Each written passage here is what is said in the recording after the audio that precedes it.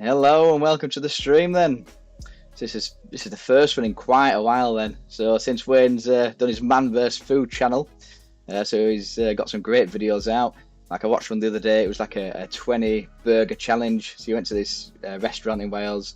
There's about 4 lads who were top beef eaters, and yeah, they had to just race through them. So you have to see how that went. But yeah, it was a quite intense little video then. So if you want to check that out, go over to Wayne's channel. I'll have to link it in the description of it after. So then let's get into this then. So we've got an awesome guest tonight. So he's a money saving expert, a market leader, and cooks a mean chicken curry. So I'll have to tell you about that later. So we've got Ching from Money Matters Leeds. How are we doing, Ching? Good evening, James. I'm very good. How are you? Yeah, good mate. Not too bad. Not too bad. Thank you. I know. So thank you for having coming me on then. today. I know. Have you had a busy day then? Good.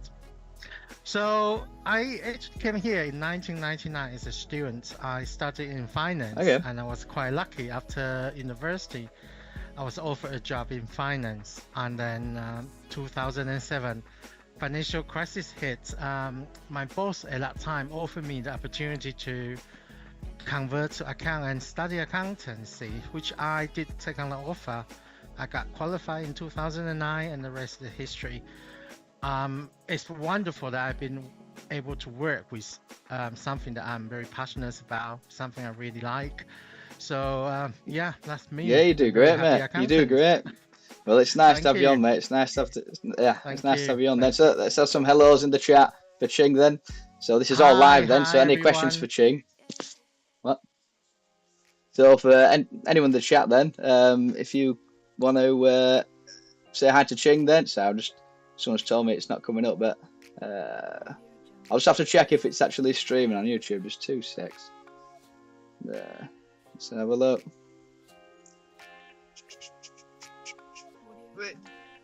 It's 2 secs, Ching. If you're in the chat, then can you hear us currently? I'll have to grab my phone. Wait. Oh. And we'll crack straight back on then once No we're problem up at and all. running. Yeah, apparently we're live. False alarm. Good. Hello, thank you, Ted, for telling us it is Brilliant. working. We had someone coming in there, but it's not working, but it is working. Right then, so Chig, let's have a look. So yeah, we've got some great stuff coming on tonight then. So we've got some, obviously you're an accountant, you do my accounting, you do my bookkeeping, so it'd be great to get some kind of, to kind of get into your head of the best kind of practices. So tonight we'll be going through some great stuff like how to set up your company from scratch, how to keep track of your company finances so you don't go under, the easy way to manage your accounts then, and most importantly, how to save money. So Ching is an expert in saving money then. But yeah, before all that, yeah, so it was, like we said, we've heard a little bit about you and the guy behind the business then. So Ching's motto is then, he's the happy accountant, which I just love then. So tell me about that ethos then, Ching. Yeah, would you believe it? When I first got qualified as a chartered accountant, I was told by a very senior accountant. He said to me, I was too happy to ever be a good accountant. So that moment on, I thought, I'm just going to show you I can be a very good accountant, but also be very happy. I have a lot of, before I started on my own, I have come across to a lot of business owners, smaller, medium size, and then through word, they will come to me and ask me about a few things about their own accounts, their own company. And I always help them as much as I can. And then I always ask them why you're not talking to your accountant. And majority of them told me, to my surprise, that they found it difficult to approach their accountants. They felt inadequate. So when I started on my own, of course I always think accounting is a kind of like dry and boring subject, and you want people to be relaxed and then be able to appreciate. And also, as an accountant, I am not the account owner. You, the business owners, you are the account owners. and I'm just a facilitator, and I want to make it easy, simple, and understandable to you. So I thought, I just want to have that kind of feeling as if when you talk to me as your accountant, as if you are going to a coffee shop to meet a friend, have some coffee Yeah, and some cake. So that's how I work with the clients, and then most of my clients, of course, they will tell me that they just like that approach, very relaxed but very personal approach as well, and that yeah. well, that's me. Just yeah. So they call me No, the that's happy really good, accountant. mate. No, Thank that's you. really good. That's really good. 'Cause I know, like you said in the past, then you prefer to do the client's bookkeeping as well as the accounts, so you get a full Exactly. kind of in-depth kind of vision of the full Exactly. company and advice from that. That's what you do with me anyway, isn't it? Yeah, that's right. I think by doing the whole lot, including the monthly books, the payroll, also the personal tax return of the business owner and the company's tax account, I think it gives me a better understanding of the individual business owners and their business. For Yeah, me, there's no one set rule applies to everyone. And the differences comes from the understanding of business owners like yourself, James, and your unique business. You are an electrician. Yes, I understand your company, what you do. There's a lot of electricians there, but I don't believe we are the same. Every individual business are unique, even you are yeah, in the same industry. So I like to do the whole lot. Um, then we can come up a better planning in terms of tax efficiency.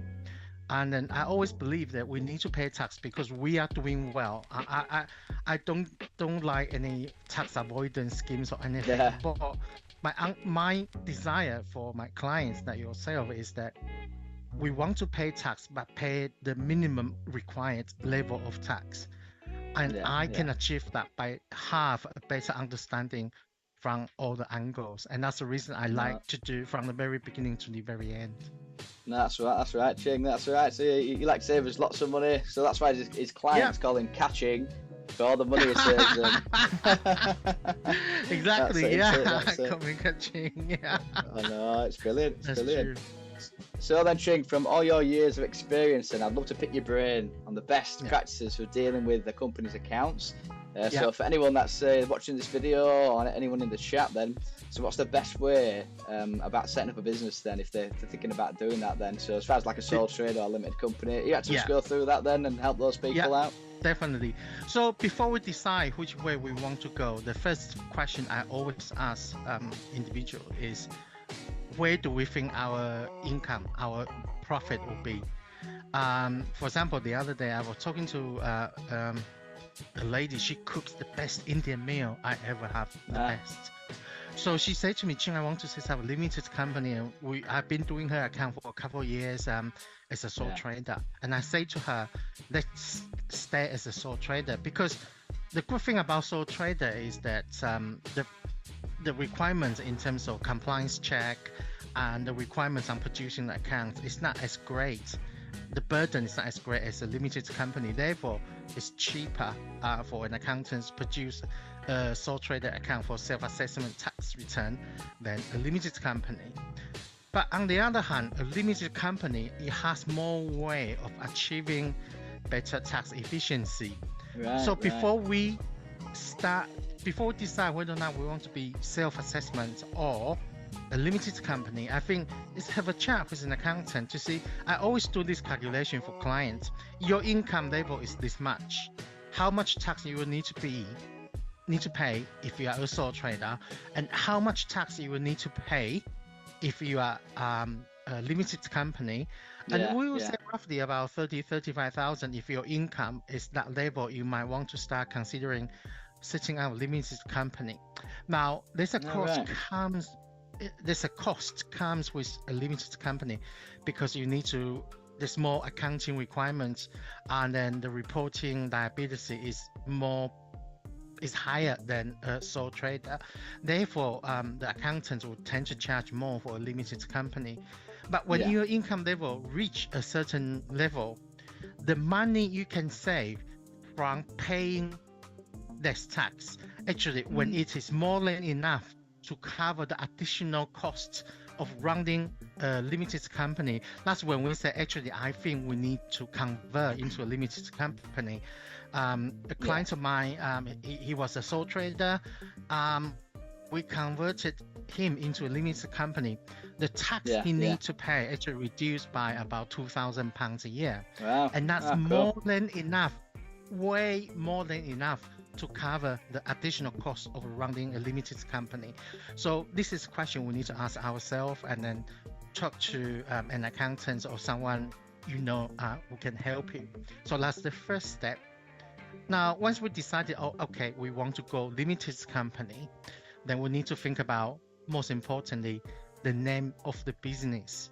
Yeah, it needs to be need to be clean and clear as to reflecting how we are, what we do, and who we are. And then you need to check on company's house website to see if this name has been taken. Okay, so there's a few steps to do. Then you want to decide whether or not I want to set up VAT from day one, or I want to wait until I reach 85,000 turnover. And there's a different criteria to that, which I won't bore you for that, and there's quite a lot of consideration behind the VAT setting up. But then once we decide, okay, limited company, we know what the name, then we need to register with limited company's house. Some business owners, they prefer to do it themselves. It's quite a simple, straightforward procedures. It's not it's a little bit time consuming. Yeah. From what I can see. So I always say to clients, are you talking thousands, or you're talking a few hundred, or when you say the cost to set up a limited company? Actually, no. What I mean is the time consuming. So some business owner, they decide to register the company themselves, and you pay a £12 online registration fee, and that's it. That's a bargain, isn't it? Yeah, you can do it yourself, or you ask your accountant to do it for you, and the charges, different accountants charge differently. You got people charge £100, £150. There are some online companies, and you can ask them to register the companies for you. Some of my clients, they use the online company, because the good thing about those online companies that you can use their address as your your office address, so you don't disclose your own address. As an accountant, I provide my accounting practice address for my clients to be their registered address if they ask me to set them up. And so there are three ways you can do it yourself. You can ask accountants to do it for you. Of course, there will be a charge, or you ask online company. Now, there are many online companies that offer you, and they tend to offer you a ridiculously low fee for the first year. But the thing to look out for is from second year, they tend to pump up the price. I think one thing to consider is that if you are going to use the online company to register the company for you, make sure you are clear as to how much they're going to charge going forward, because I know some companies charge you £49 the first year, and it increased to £250 from second year. So whereas when you ask an accountant to register for you, you only pay one off, that's it. You don't need to pay ongoing fee. So that's something to remember. And then normally it about takes 2 days, but nowadays company's house is quite good. You sometimes come back within an hour, and then you are the proud owner of a very exciting business. That's amazing. That's amazing. Cheers for that, Ching. Cheers for that. So we'll just go to chat then for any questions then. So let's just jump in this then. So I've just got this new fancy software I've had to learn in 2 hours. So chat's actually appearing in this. So let's have a good read then. So Ching, this is from Ted Sims. Ching, if you weren't an accountant, what would you do? I wanted to be a pilot, and believe it or not, really? I actually passed the written exam to be a pilot. Amazing. But commercial pilots, I mean. But during the physical exam, I was redundant because I was too heavy. I'm not joking. This is true. Is there a weight requirement? The airline, if you have flown with any Asian airlines, you can see the cabin crew, including pilot, they are all very good looking, very slim. They No. thinking is that we want cabin crew to be slim so we don't burn too much oil, too much No, really? fuel. I was Was it? too heavy to be Okay, a okay. pilot. So Oh no, way, then Ching. That's funny. That.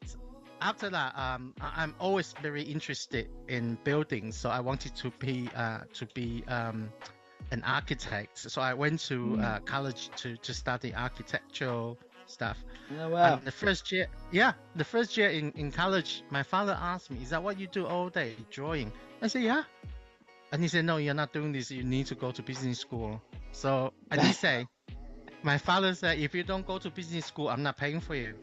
So I thought, oh, for Nah. money's sake. So I moved to business school, but he still didn't pay anyway. I was very lucky. I was very lucky That's when I funny. was That. in business school. I had the best tutor.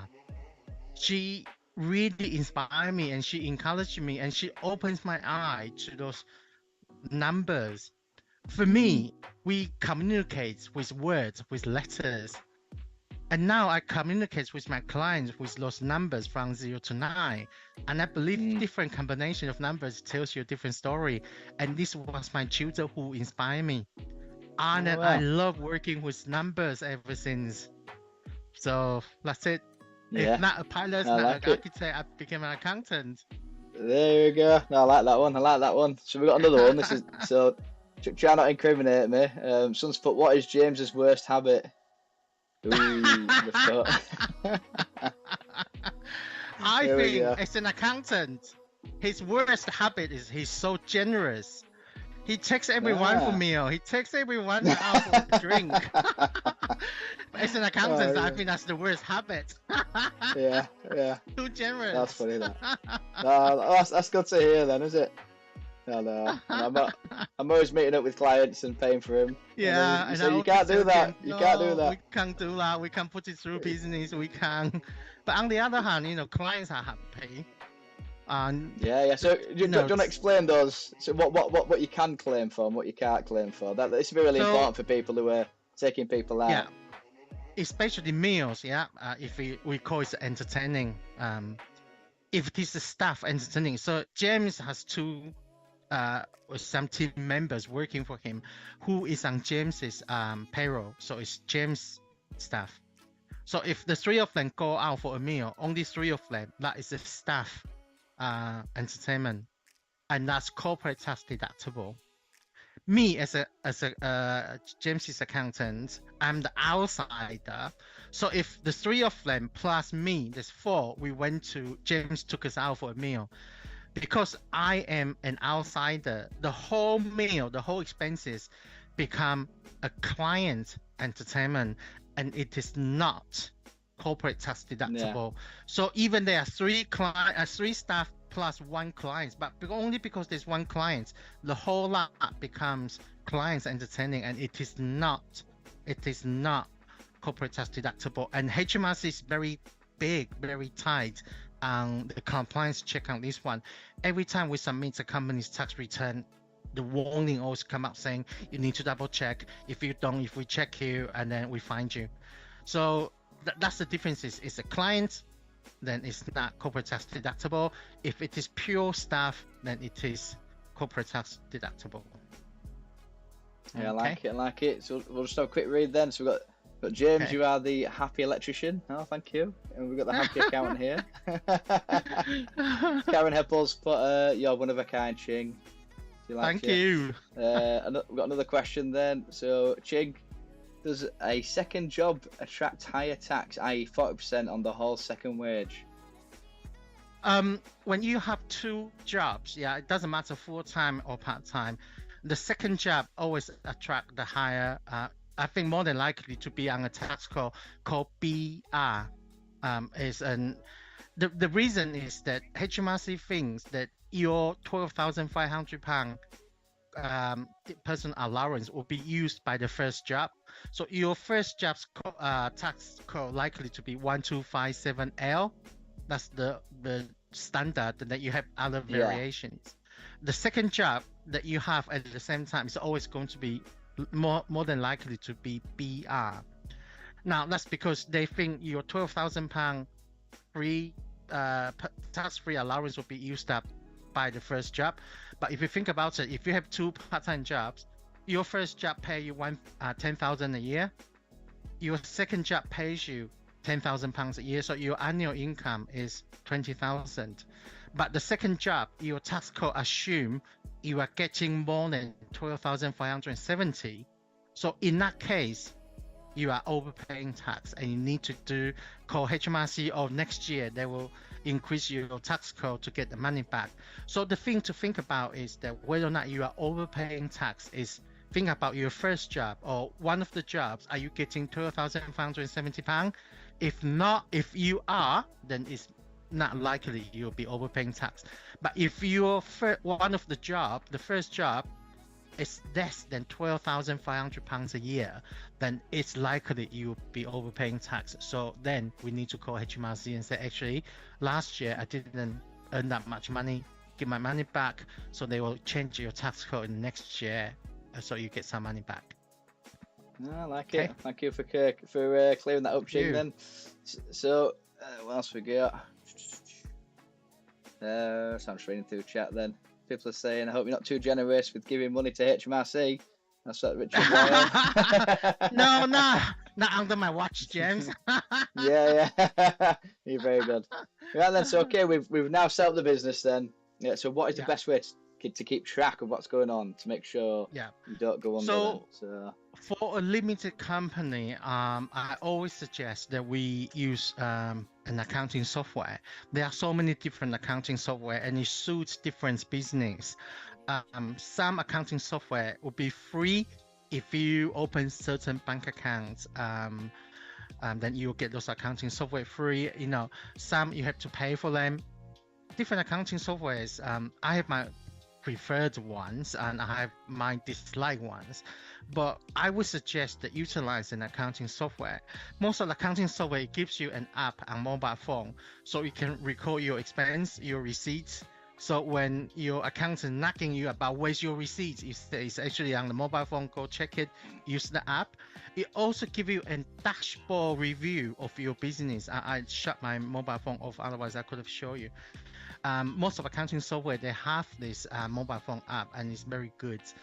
And then you can give a good tracking of your own business.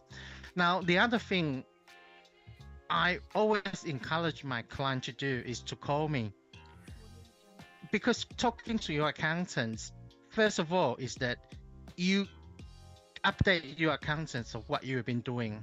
And then you have a conversation with accountant saying, when I have this regular chatting with my clients, that James would know, I would say, oh, your client has not paid you. We need to set up a payment plan, or we need to pay us. So by having this kind of regular conversation with your accountant, if they are approachable or very happy like me, then utilize your accountant because you pay them. You pay them, make sure you utilize them. That's what accountants are for. As I say, you are the business owners. I am the facilitator. So utilize me.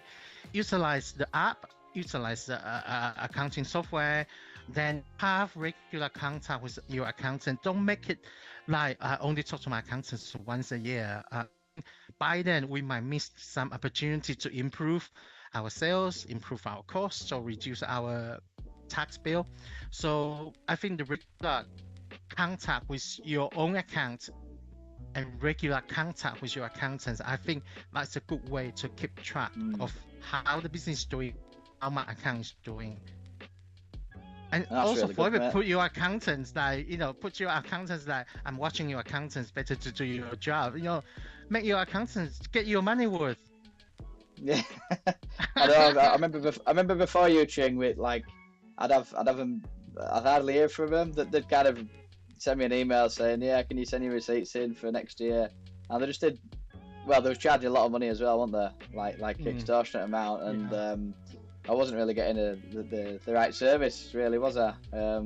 It's definitely like you said, like we have as what do we call them, as world domination meetings, don't we? So we're talking about company finance. Yeah. So we're talking about company finance. Yeah, exactly. And go. I'm hoping you see the change in terms of the cash flow, and also, we did go through some money saving exercise that reducing the costs or improving our cash flow by getting clients to pay us, and all this your accountants should be able to help you. And I always think that a lot of people say I can do my own account, and that is right. You can definitely do your own account. You don't need an accountant. But when you have an accountant, make sure the accountants on your side, and then you work very closely to your accountants. And that's what I mean when I set up the accounting practice. I want my practice to be like almost like a coffee shop. You come in, say hello to Ching, have a cup of coffee.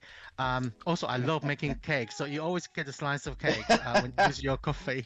Or curry, chicken curry, as James say. Oh no, that was brilliant. That it was nice so when we came over, didn't we? I yeah, said yeah, you came over.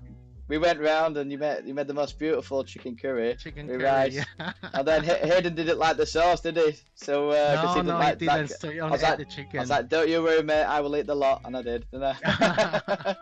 But no, yeah, This is that kind I like of that. yeah. I think it doesn't matter with what kinds of profession we work with. Even with James, when you have James coming to do your electric car plug-in or whatever James' job is doing for you, you want to feel like you can talk to your electrician, you can talk to James.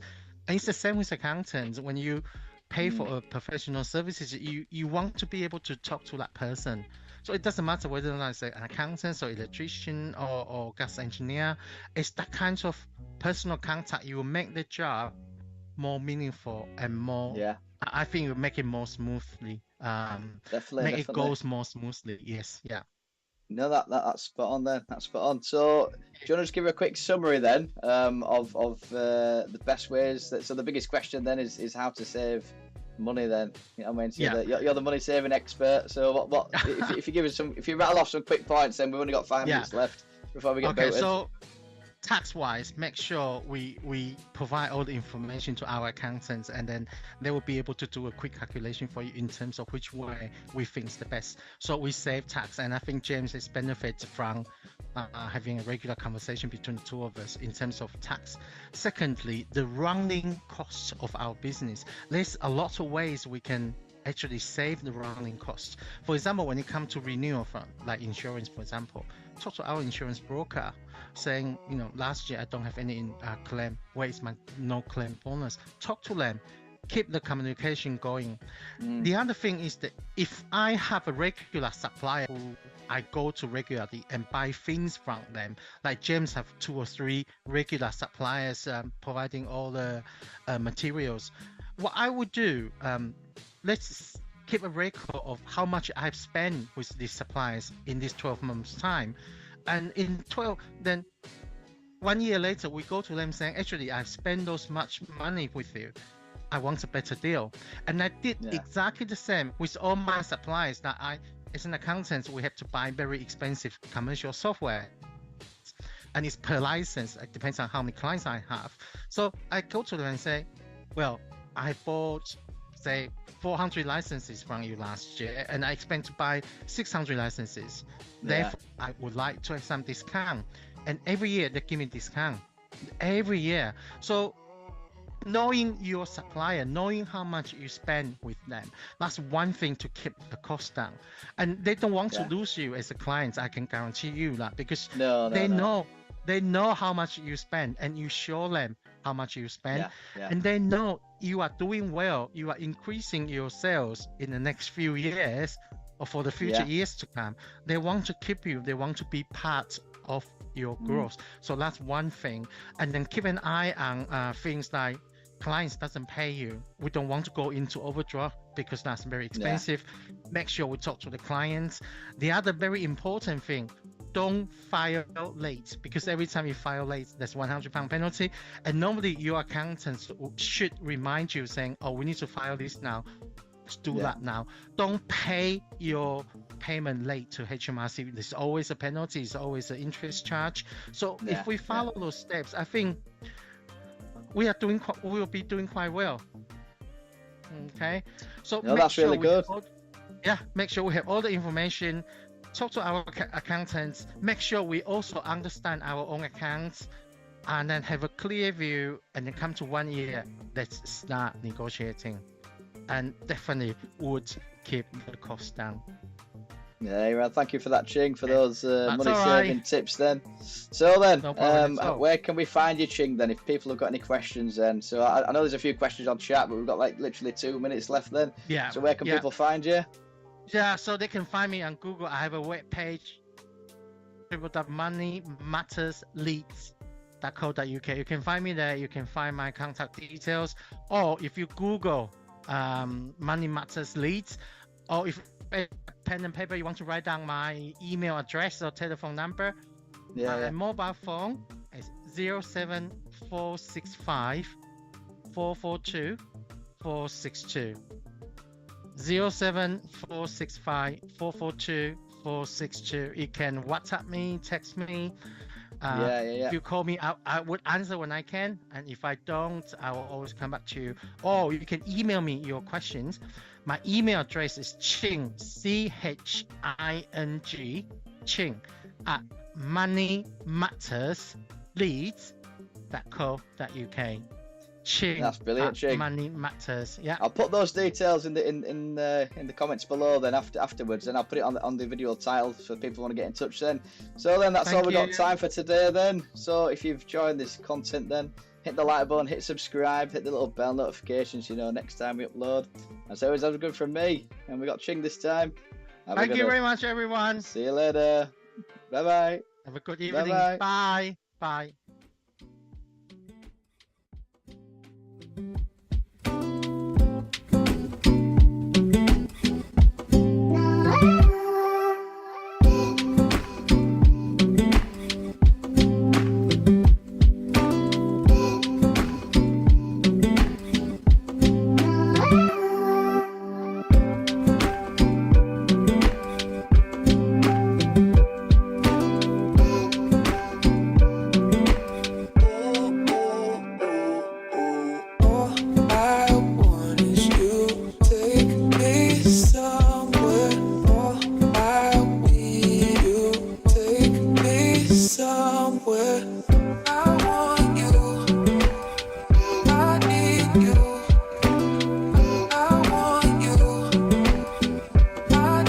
You